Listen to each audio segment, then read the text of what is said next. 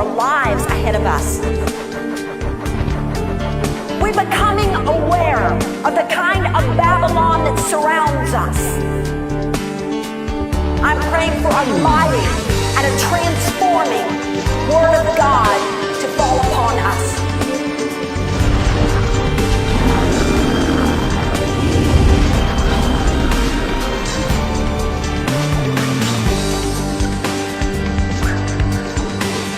Buenas noches tengan todos ustedes. Los saluda Alejandro Juárez desde aquí, la Ciudad de México, y el día de hoy nos encontramos entrando a la sesión, a la semana número 2, sesión número 1, semana número 2 de este estudio del libro de Daniel. Vamos a comenzar viendo que nuestra semana 2 se va a llamar Un sueño y un reino. A mí me llena de gran gusto poder escuchar que están aquí conmigo y juntos estudiando este libro tan hermoso de la Biblia, libro de Daniel. Nos encontramos en la semana 2, de la primera etapa de vidas de integridad. Les voy a pedir que hagamos una oración rápidamente antes de comenzar esta semana 2. Oremos. Amantísimo Dios, buen Padre Celestial, Dios del cielo y de la tierra, Señor. Te alabamos, te glorificamos, te ensalzamos, Señor, porque tú permites que el día de hoy, una vez más, estemos delante de tu presencia, comenzando, Señor, una nueva semana en el estudio del libro de Daniel. Pedimos a tu Santo Espíritu que nos dirija, que esté con nosotros y que, Padre Celestial, que tú nos enseñes lo que quieres que aprendamos en este libro de Daniel, Señor. Hay muchas semejanzas. Te pedimos, Señor, que tú sigas estando con nosotros, dirigiéndonos y guiándonos. En el nombre de Cristo Jesús. Amén. Vamos a hacer una breve introducción. En esta semana vamos a estudiar todo el libro, el capítulo 2 del libro de Daniel, el cual se compone de 49 versículos. Los vamos a estudiar todos en 5 días. Un reto enorme, pero con la ayuda de Dios lo lograremos. El objetivo, si lo quieres anotar en tu cuaderno de notas, si lo quieren escribir, el objetivo que tenemos es examinar la interpretación del sueño del rey Nabucodonosor. Examinar la interpretación del sueño del rey Nabucodonosor. Nuestra semana 2 se va a llamar Un sueño y un reino. Así se va a llamar la semana 2. ¿Quieres anotar en tu libreta cómo se va a ir llamando uno a uno nuestras sesiones de cada día dentro de la semana 2?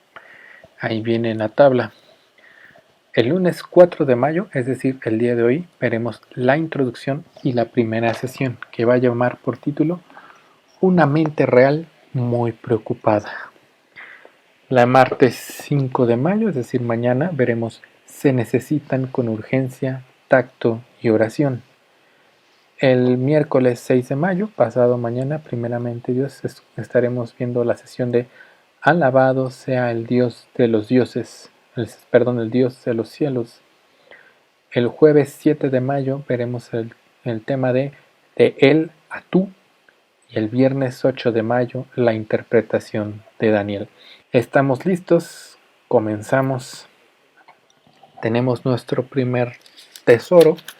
El tesoro del día de hoy es que se encuentra en el capítulo 2 del libro de Daniel, versículo 1. Les voy a pedir que abran su Biblia. Capítulo 2 del libro de Daniel, versículo 1. Es un versículo largo que es de llamar la atención. Y dice de la siguiente manera: En el segundo año del reinado de Nabucodonosor, tuvo Nabucodonosor sueños, y se perturbó su espíritu, y se le fue el sueño. Ahí nos vamos a quedar con ese versículo y lo vamos a ir desglosando uno a uno. Prepara tu cuaderno de notas porque hay cosas que yo ni sabía. Nuestro segundo tesoro del día de hoy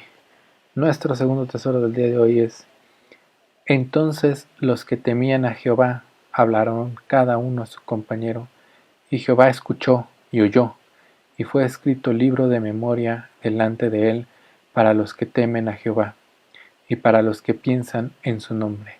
Malaquías 3:16. Nuestro objetivo, como dijimos, de esta primera etapa del libro de Daniel es desarrollar alarmas contra los encantos de Babilonia. Desarrollar alarma contra los encantos de la Babilonia actual.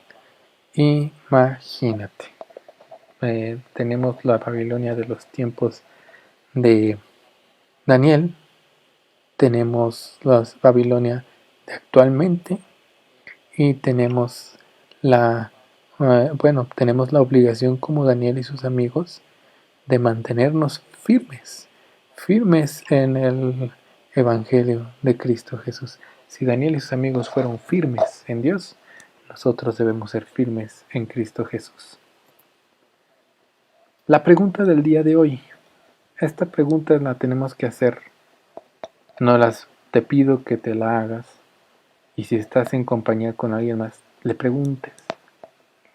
Y yo te la hago a ti. Voy a dar unos segundos después de leerla para que contestes en la sección de comentarios. La pregunta es: ¿qué impacto causó el sueño en el rey Nabucodonosor? ¿Cuál sueño? Es el que habla el versículo 1 de Daniel 2. Voy a dar 20 segundos para escuchar, para leer sus comentarios. Si quieres escribir en la sección de comentarios. Entonces, escuchamos 20 segundos. Lo que perturbó, cuál fue el impacto que causó este sueño en el rey Nabucodonosor. Debemos de recordar, aquí es algo que debemos de tener muy claro, es que si no hacemos tiempo en nuestras ocupaciones para estar a solas con Dios, no solamente nos volveremos carnales, sino que también nos volveremos fríos y duros. Por ello, nosotros somos discípulos de Cristo y como discípulos debemos de recordar que un discípulo es una persona dispuesta a aprender o un alumno que tiene la intención de aprender. Cuando un alumno tiene la intención de aprender de su maestro, pues se queda ahí para aprender más, ¿no? Lo más que puede. Las evidencias, ¿cómo decimos? Ahora aquí viene la pregunta. ¿Cómo decimos nosotros que hay evidencias del impacto del sueño que le causó a Nabucodonosor? ¿Cómo sabemos? ¿Cómo lo vamos a poder decidir? ¿Cómo decimos que si hubo realmente un impacto en el rey Nabucodonosor? Bueno, la Biblia dice, a lo largo del capítulo 2, dice que a Nabucodonosor se le fue el sueño y quedó impaciente, así dice. Y quedó impaciente, así lo dice. Quedó y al grado tal que llamó a sus mejores magos y adivinos. Fíjate, no fue algo sencillo, no fue algo que dijeras, no, nada más se sobresaltó, no, sino que realmente se impactó. Y seguimos viendo en el capítulo 2, que dice que en el versículo 2 del capítulo 2 dice: hizo llamar el rey a magos, astrólogos, encantadores y caldeos para que le explicasen sus sueños. Vinieron pues y se presentaron delante del rey. Quiere decir que estaba realmente impactado el rey Nabucodonosor por aquel sueño. Ahora nos vamos a centrar en nuestro tesoro del día de hoy, que es cuando comienza la Biblia a decir que el sueño fue de tal manera que se perturbó su espíritu y se le fue el sueño.